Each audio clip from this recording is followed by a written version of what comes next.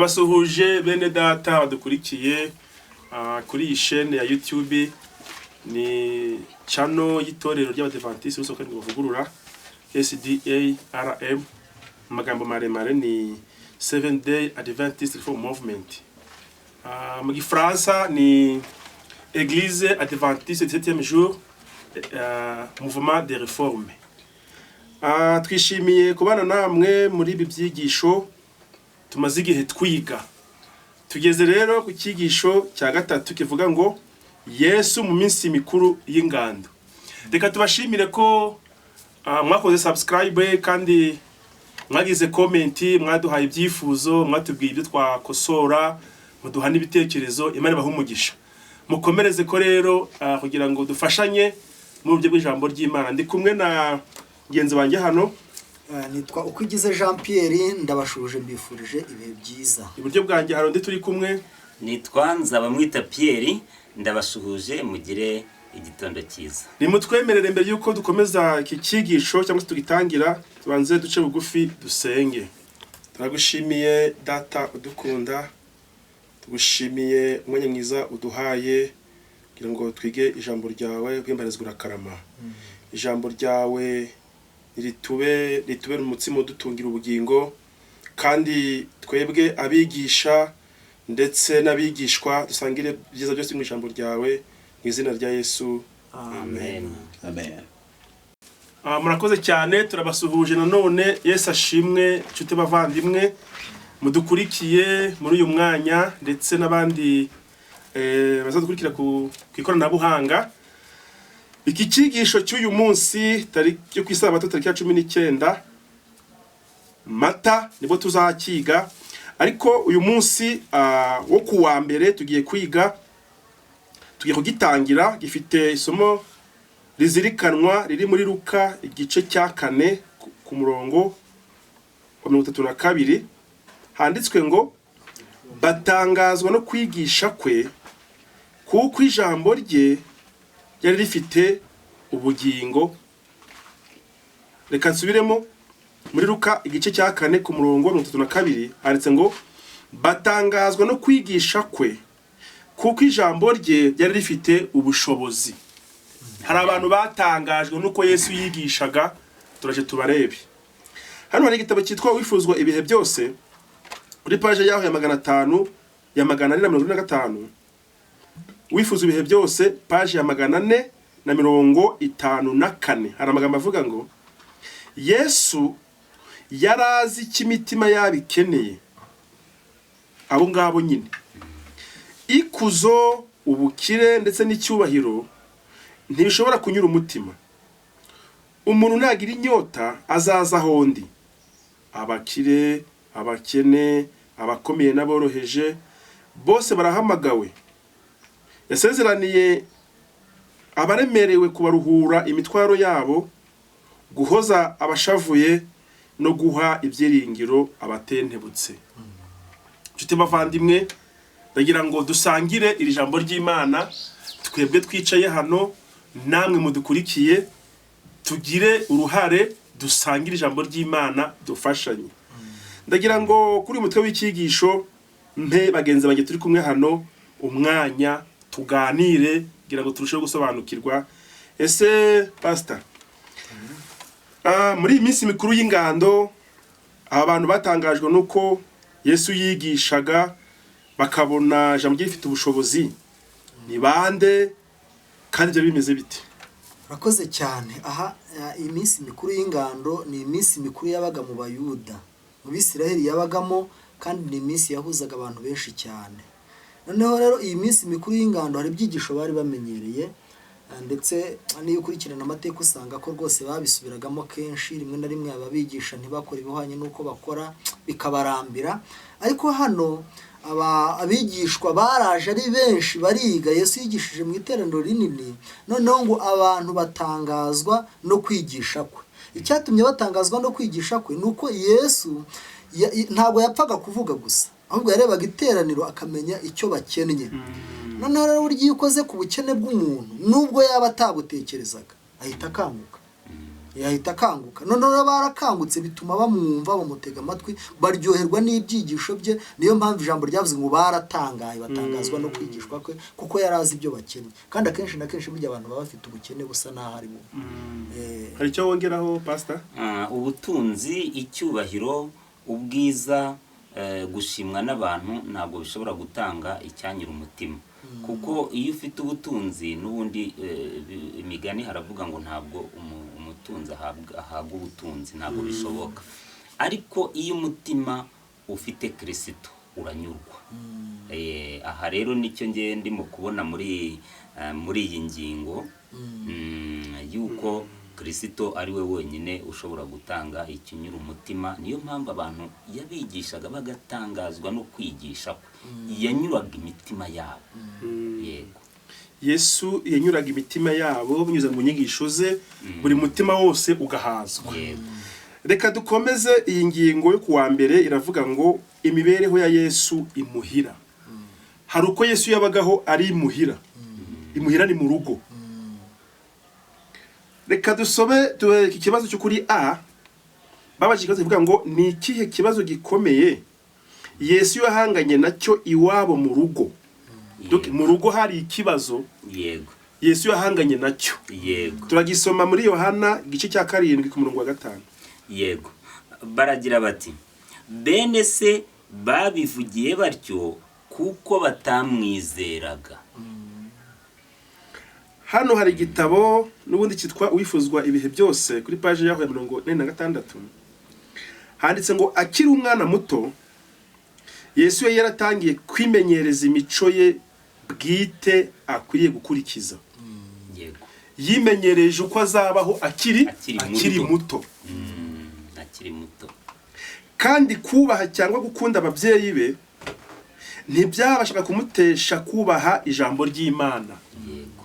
Hari abana bajya mu rusengero, bajya mu makorari, noneho mu rugo bamutuma batijya kuvoma akanga, wongeye kurepeta. Ntabwo ari byo. Yesu yahuzaga umurimo w'ijambo ry'Imana n'ubuzima bwo mu rugo, kandi byose bikajyamo. Handitswe ngo niryo byari ishingiro ry'ibikorwa bye binyuranye n'imigenzo yo mu muryango.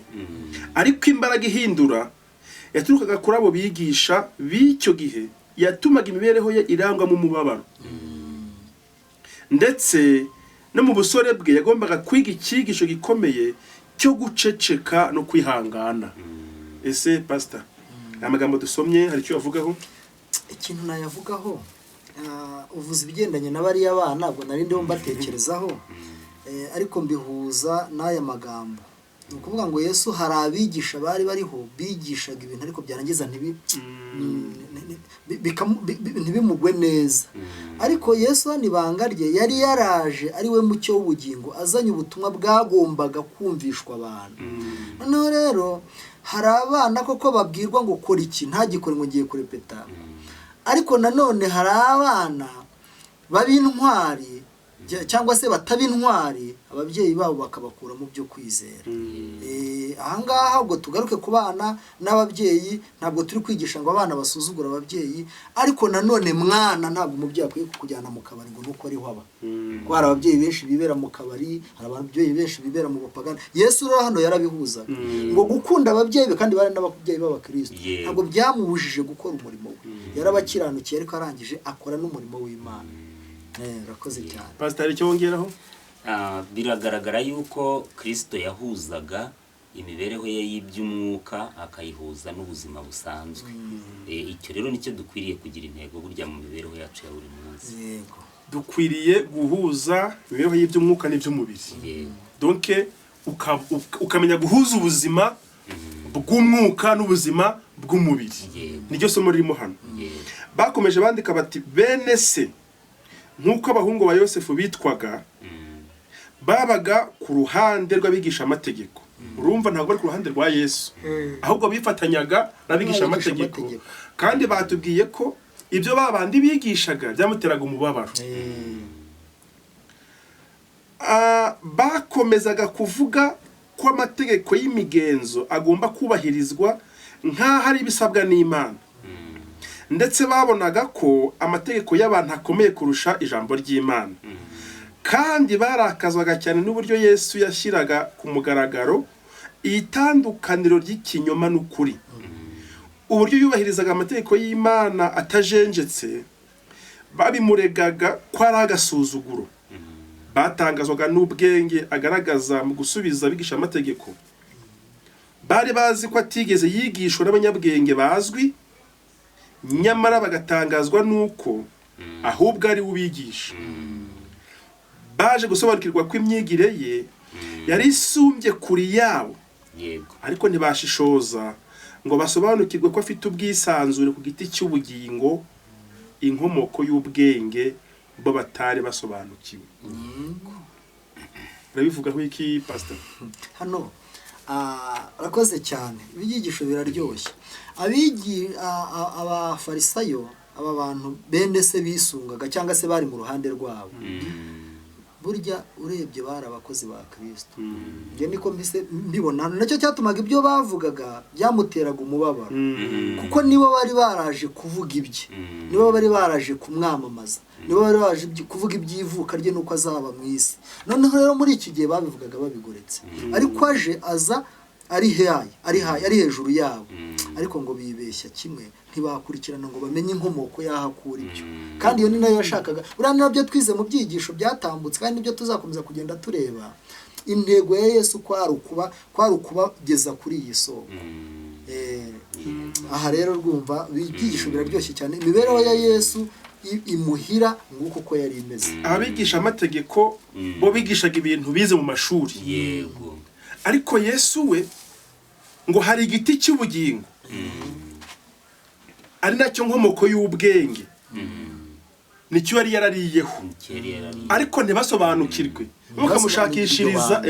Bakamushakishiriza mu mashuri, bati umuntu ko atize muri universite zihambaye, ko atari umuteolojiye ukomeye, ni gute ashobora guhangana n'aba bigisha amategeko kandi akabarusha ubwenge? Kikaba ikibazo rero. Ese pastor wowe urabyumva ute? Birumvikana ubwenge bwacu buke butuma tutabasha kuronka ibyo Kristo atuzaniye, ubugingo Kristo adufatiye. Gusa ngiye kuri iyi ngingo ni ugusaba Imana ikatwongerera kwizera, kuko kwizera kwacu gukeya niko gutuma tutabasha kumenya Kristo n'ubugingo bwe. Mu by'ukuri aba bantu babuze kwizera, barebye hafi, kwizera kwabo kuba gukeya, bareba ku bigaragara, ntibashimikira ngo barebe ku bitagaragara. Uyu munsi natwe bishobora kutubaho, tukabura kwizera, tukabura gushimikira, tukabura kuzamura kwizera kwacu ngo kuvane ubugingo mu ijambo ry'Imana, noneho bwa bugingo budukoreremo. Icyo gihe rero duhita duhomba, duhita dutakaza ubugingo buhoraho Kristo yatuzaniye. Birasaba rero ko Imana itwongerera rwose kwizera, kuko kwizera kwacu iyo kubaye gukeya bitugiraho ingaruka. Murakoze cyane. Hanyuma rero kuri iyi ngingo ivuga imibereho Yesu imuhira, twabonye ko Yesu akiri umwana yageragezaga guhuza inshingano zo guhuza imirimo ye yo kumvira ababyeyi n'umurimo yarashinzwe, byose bikajyamo. Kandi tubonye ko Yesu abantu bamutangariraga barebye ukuntu ari kumwe n'abigisha amategeko, baganira bakamubaza ibibazo, bakumva uko asubiza, ariko bamushakira mu mashuri, mu bantu bize iby'iyobokamana, bagasanga ataragezemo. Ariko Bibiliya yatubwiye ko, ijambo ryatubwiye ko hari ibanga batari bazi, ko hari igiti cy'ubugingo Yesu yari yarariyeho, ariyo soko y'ubwenge. Icyo giti cy'ubugingo nicyo cyitwa isoko y'ubwenge. Rero ntabwo bamenyaga ubwenge aho bukura, niyo mpamvu bamubazaga bati ubwo butware ubukura, ubwo bwenge ubukura.